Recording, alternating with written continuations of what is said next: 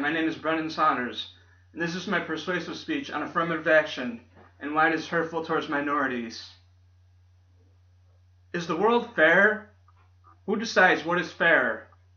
Can you imagine being denied entrance into the college of your choice? After working hard in high school, studying and taking the SATs, and then you are denied? That's pretty upsetting. Well, believe it could happen to you. Introduction. Some really bad things have happened in our country. Slavery, repression of women, Trail of Tears is an example of our terrible treatment of the Indian Americans with relocation, Native Americans with relocation. This is a part of our history we cannot be proud of. What can we do to fix the wrongs of the past? Affirmative action was created by the government to fix these transgressions. It tells colleges and employers to give repressed minorities and women a little boost when making admission and hiring decisions. During the 1960s, there was a civil rights movement. African Americans were not being treated fairly by being denied equal access to college and jobs. In 1961, President Kennedy started the idea of affirmative action and created the EEOC, Equal Employment Opportunity Commission. The data showed women and minorities were totally underrepresented in American corporations, government, and on college campuses. After these mandates, women and minorities made gains in colleges and on the job. In 1964, Lyndon Johnson signed the Executive Order 11246, which requires employers to actively seek qualified minorities when hiring new employees. Even though there has been many gains made, affirmative action has had many court cases against it. University of California versus Blake was decided that racial quotas are unfair because they violate the Equal Protection Clause.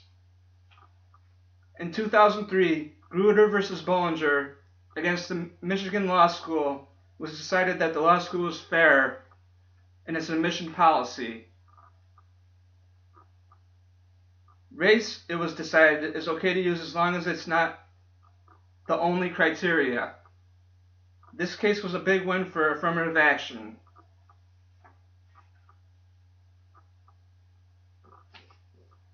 Even though many people are pleased with that many past wrongs are being remedied by affirmative action, not everyone feels that way.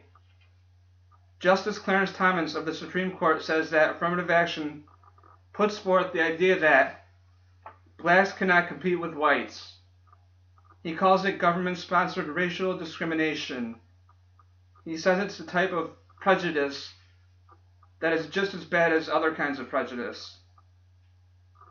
Both put blacks down. Both hurt blacks. He calls it the mismatch idea.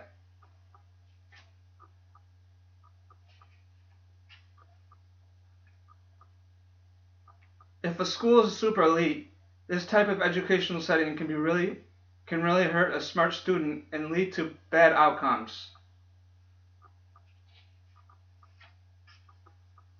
In 2012, there was a case against the University of Texas. In it, a white woman said she was unfairly treated when she was denied admission while minorities with less credentials got in. Surprisingly, many students on campuses agreed with her. Even other minorities who feel they don't get a fair shake either. Both Indian and Asian students feel like they are on the receiving end of reverse discrimination, even though they are minorities. Colleges are not supposed to use quota systems, but it seems like some do.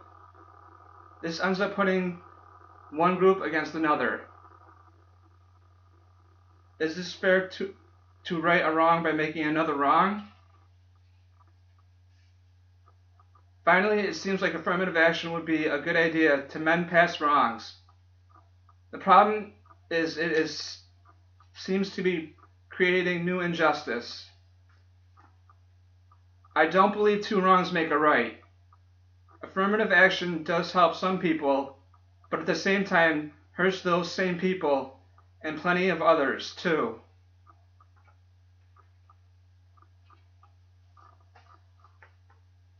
Hopefully in the future people will be judged on merit and not their gender or color of their skin.